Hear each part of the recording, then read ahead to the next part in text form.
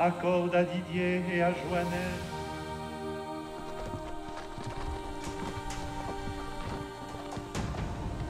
dont tu vas faire tes prêtres.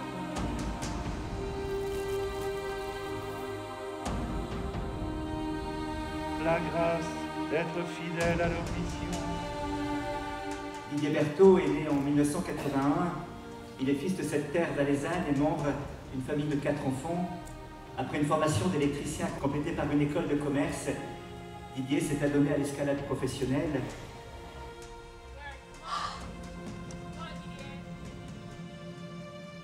It's fucking scary. And you think, oh shit, it's gonna fall on your face. Keep breathing. Come on! Come on! Ah! Now it's clear that why I came here is totally to be the first.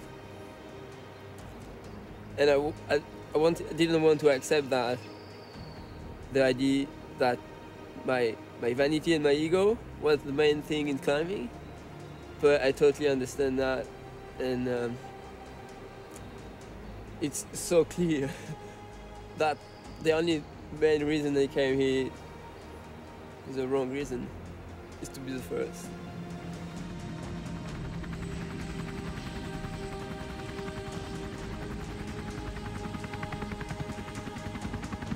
En fait, là, j'ai vu quelqu'un qui était brisé. La Sainte Église, notre mère, vous présente nos frères Didier.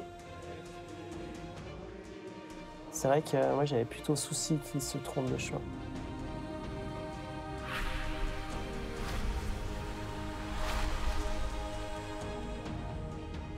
Didier est entré au postulat de la fraternité eucharistique en 2007. Après les différentes étapes canoniques, Didier a effectué sa prise d'habit en 2014.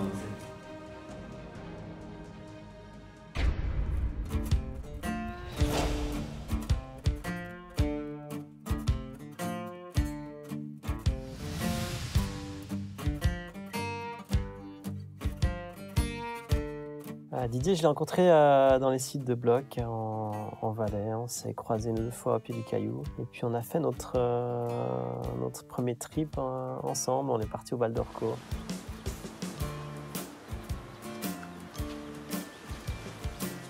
Et moi, le Val d'Orco, j'ai vu dans un magazine une fois un reportage sur cette région, cette vallée. Première fois que je vais à la vallée d'Orco, je vois la ligne. Je vois cette espèce de toit, etc., avec la fissure là. Et je dis, il faut aller voir une fois, il faut les repérer, quoi. J'ai vu qu'il y avait des spits, mais les spits s'arrêtaient au milieu du toit. Et donc, du coup, je dis, ça va pas du tout. J'ai fait la voie en trad, donc en mettant les coinceurs, etc., en artif. J'ai enlevé les spits. J'ai été jusqu'au bout du toit, j'ai fait le réta et j'ai mis un relais.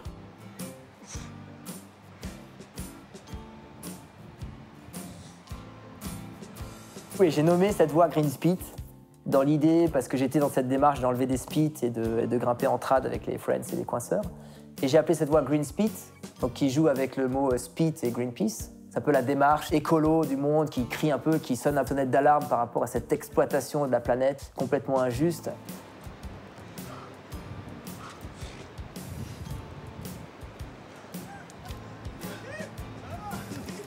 Il a tout évaporé à la fin. Amazing! C'est que nos petits séjours là au Val d'Orco, ça a vraiment lancé la carrière de Didier en tant que grimpeur au niveau international. Et puis, personnellement, ça m'a carrément lancé ma carrière de photographe.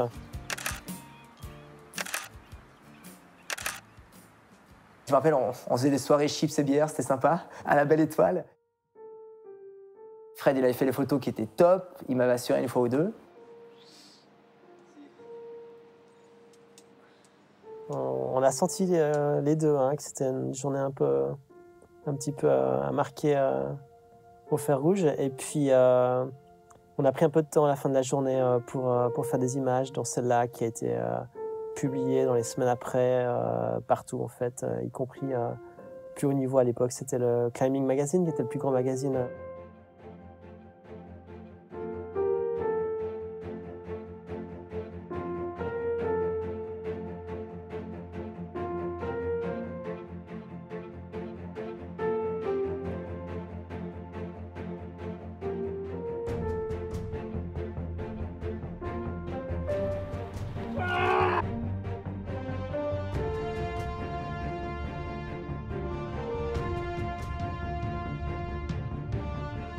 début août 2016.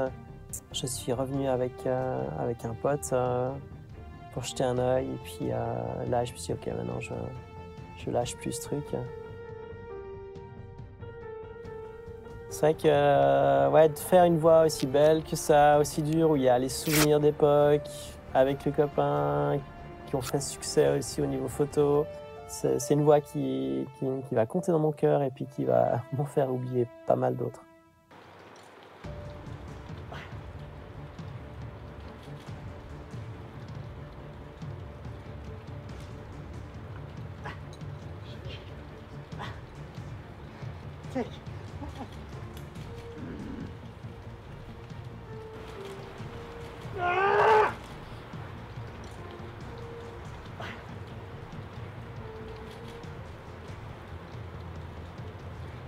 Ce qui reste surtout avec les années aussi de ces week-ends là-bas en 2003 avec Didier, c'est que après on est resté en contact vraiment régulier. Et puis ces moments là-bas où qu'on a partagé avec les locaux là-bas, John Mario et les autres, c'est ces moments comme ça qui restent aussi en fait avec les années au-delà de la performance. C'est surtout ça qui reste, c'est la bière le soir en haut lac à Ceresole.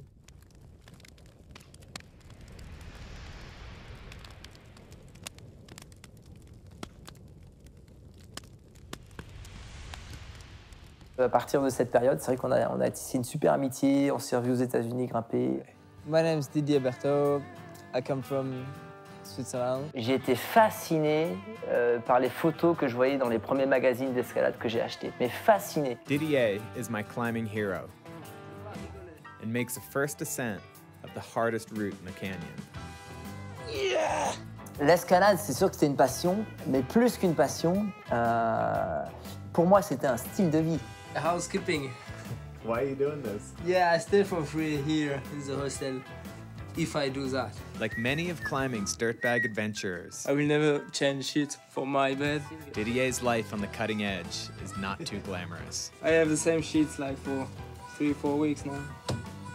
Et quand je vivais l'activité, quand je faisais de l'escalade, eh ben, je trouvais que l'instant présent était extraordinaire. Il y avait une sorte aussi d'exigence d'authenticité et de vérité. Alors en quelques mots, je dirais que Didier c'était un artiste avec le côté créatif de l'artiste. Et puis il a un côté vraiment, je dirais, un peu staccanoviste, un petit peu jusqu'au boutiste, où quand il a décidé qu'il se mettait dans un truc, il le faisait bien, quoi. Ce côté un peu je fais bien ou je fais pas.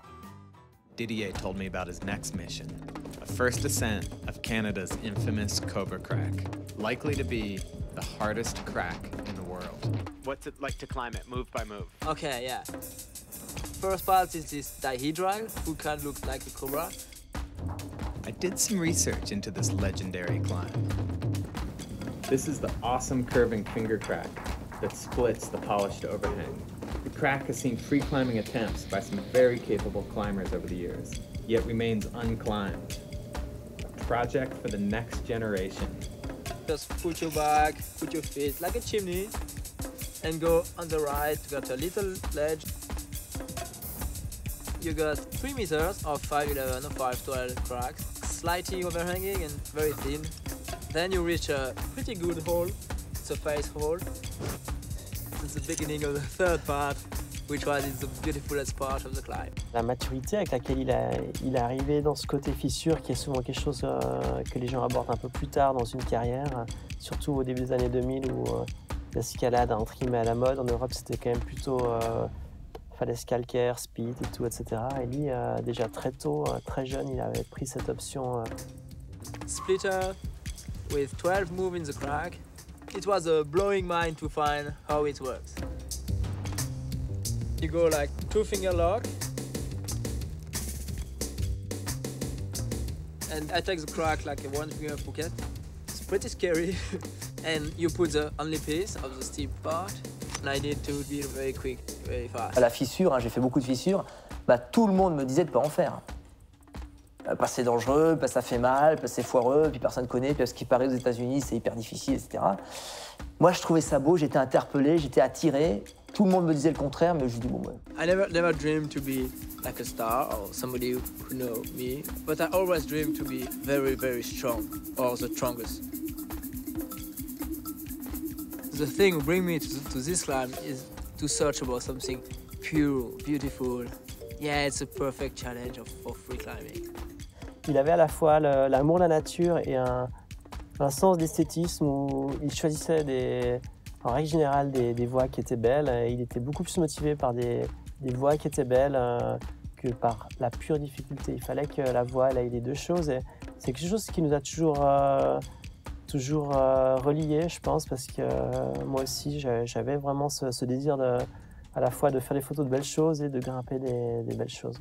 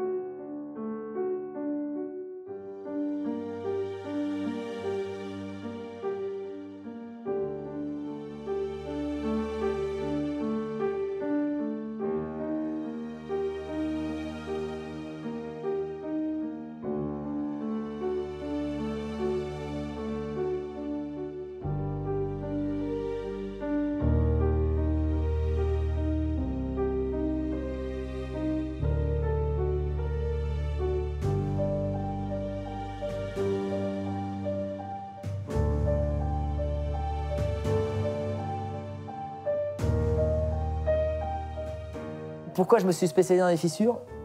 Moi, j'ai vu que, déjà, esthétiquement, je trouvais ça extrêmement beau.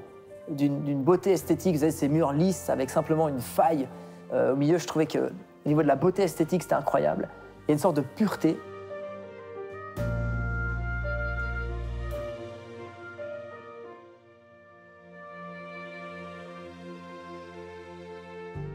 Le fait de devoir s'auto-protéger avec les friends et les coinceurs, je trouvais que ça donnait du sens à l'escalade.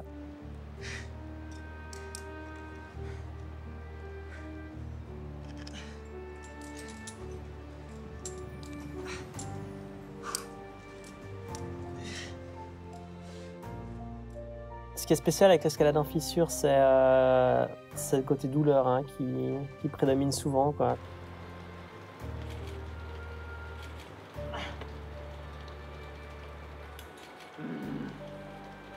Quand on cherche les méthodes, quand on cherche la combine pour passer, on est plutôt face à un jeu d'échecs, on est plutôt face à quelque chose de très, très mental, très tactique.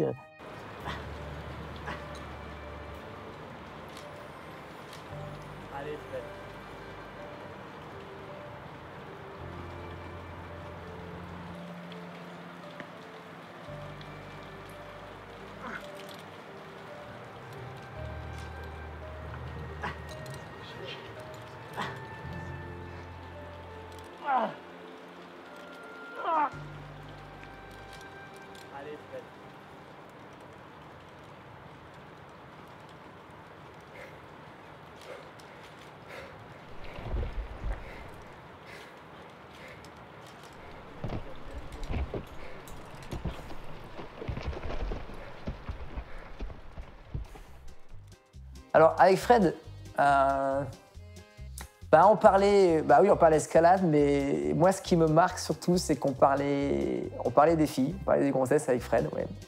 Et on était tous un peu amoureux, on était tous les deux un peu... on avait nos plans plus ou moins foireux. Moi, je découvrais un peu ça, hyper timide que j'étais, c'était un peu souvent... Ouais, c'était un peu la claque.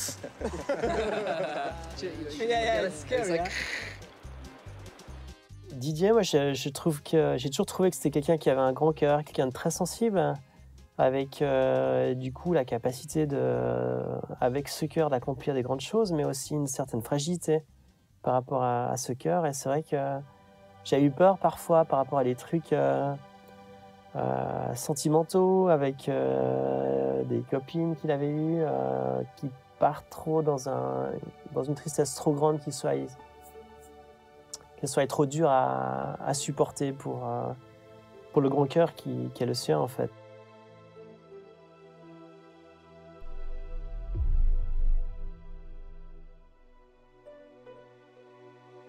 Come on, gas it, just 2 more moves. Be strong, stick that! Come on! Come on, you got it, Didier. You know you got it. Come on! You know it's yours. Come on! Pull it! Come on!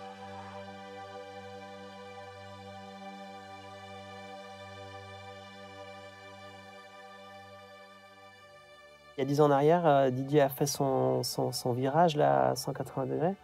Et c'est vrai que l'année et demie avant, on le sentait un petit peu déjà pas partir, mais en tout cas sous pression, quoi. Sous pression de réussir plus avec l'escalade, des regards qui se sont mis sur lui.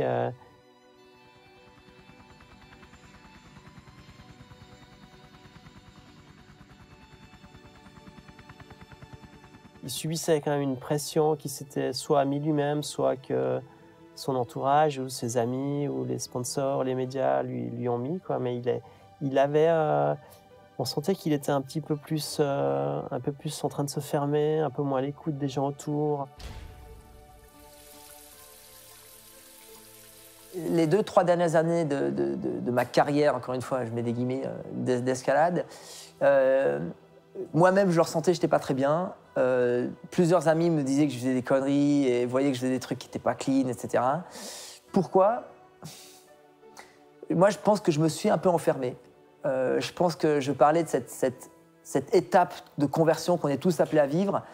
Je pense que je l'ai refusée dans un premier temps. Et d'ailleurs, cette période difficile, elle se trouve après la décision que j'avais prise d'arrêter l'escalade. Et du coup, c'était un peu comme si je revenais en arrière, comme si j'avais plus été fidèle à mon cœur. J'étais plus à l'écoute de mon cœur. Et je me suis peut-être cramponné à cette première étape, cramponné à l'état adolescentrique, on pourrait dire.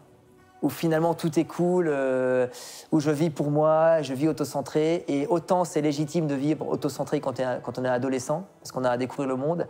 Autant là, je pense quand j'avais 22-23 ans, il fallait que je passe à autre chose. Et je pense que j'ai traîné à passer à autre chose. Alors je me suis pris la tête avec l'entraînement, je me suis pris la tête avec les sponsors. J'ai merdé mais avec les sponsors, mais comme pas deux. Hein. À un moment donné, j'avais 2 sponsors les mêmes. I'm a Christian. A good Christian or a bad Christian? Very bad, very, very bad.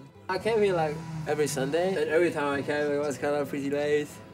C'est vrai que moi, la vie relationnelle, ça a toujours été un lieu difficile. La vie en communauté, que ce soit villageoise ou... j'avais énormément de mal à me sentir citoyen. Ces temps un peu difficiles, c'est peut-être sans doute lié aussi à l'accumulation de trucs que j'avais pas réglés ou que j'avais pas eu le courage de regarder en face et que j'avais toujours fui depuis tout petit.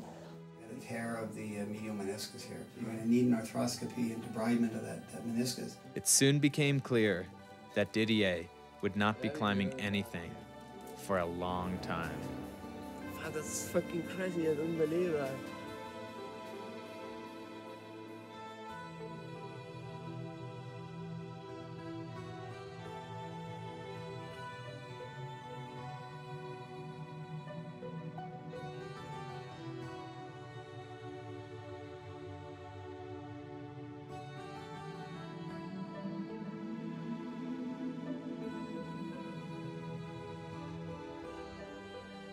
C'est vrai que par rapport à ma changement de vie radical il y a 10 ans, si on me connaît de l'extérieur, on se dit il a pété un plomb, quoi. Tous ceux qui me connaissent, je dirais, de l'intérieur, que ce soit mes amis proches, Fred, il fait partie de cela, ou les gens de ma famille, savaient, mais depuis longtemps, que j'étais hyper croyant.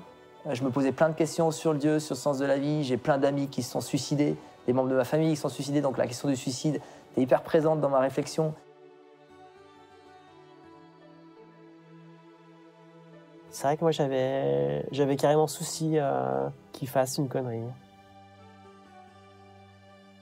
En fait, je me rends compte en entendant des fois les échos des gens qui ne le connaissent pas, il y a beaucoup de choses qui sont fausses, qui sont erronées, dans le sens où les gens ils connaissaient pas bien le personnage, et ils ne se sont pas rendus compte non plus de ce qu'il a vécu et tout ça. Et Didier était, avant sa reconversion il y a 10 ans, était très tourné vers la religion déjà.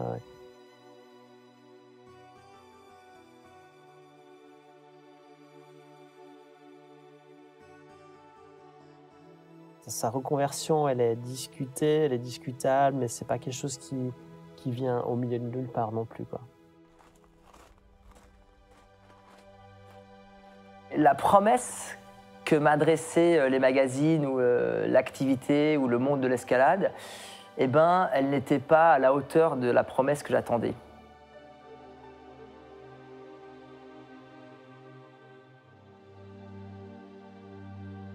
J'imaginais quand même mal notre copain qui était autant dans un sport entre guillemets fun, partir dans un truc aussi classique.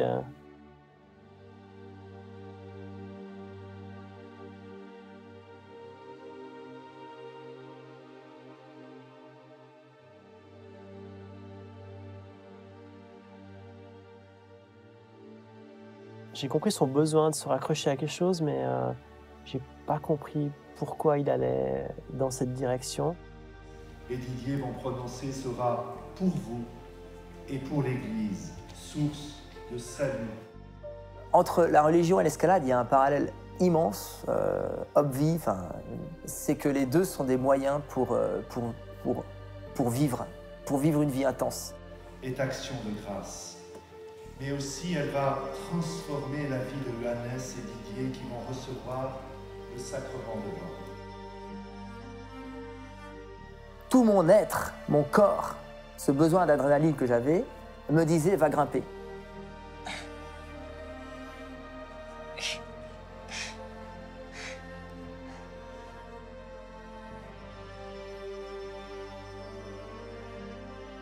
Donc je m'étais rendu compte de cet esclavage, je voulais passer à autre chose, je découvre le Christ qui me propose une autre finalité, et du coup c'est vrai que pendant 2 ans, j'ai vécu, on pourrait appeler ça un sevrage. Enfin, mon imagination, mon corps, mon psychique me disait va faire de l'escalade. Et la fine pointe de mon âme me dit non, la liberté elle se situe là. C'est de quitter ce monde qui est extraordinaire en soi, l'escalade, mais le monde qui m'avait quand même d'une certaine manière piégé parce que j'étais devenu un toxicomane. Je pouvais devenir en colère, j'avais pas ma dose entre guillemets.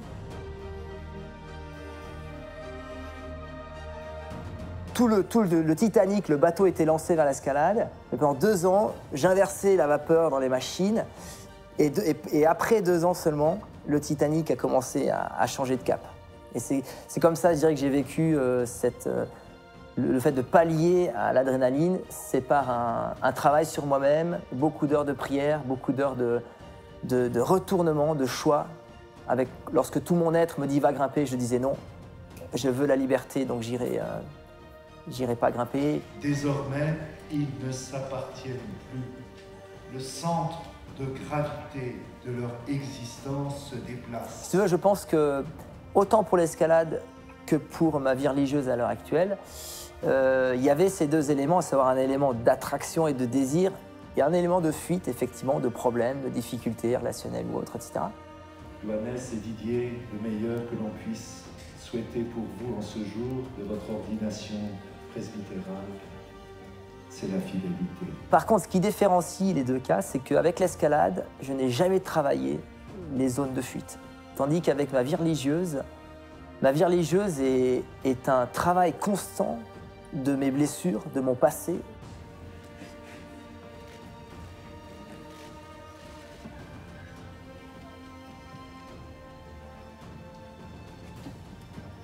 Le moment est venu pour nos frères Didier et Johannes d'être ordonnés prêtres par l'imposition des mains de l'évêque et la prière de l'Église. Pour moi, la religion, c'est un moyen pour aller vers Dieu. C'est un moyen pour accomplir mon humanité. C'est un moyen pour devenir qui je suis appelé à être.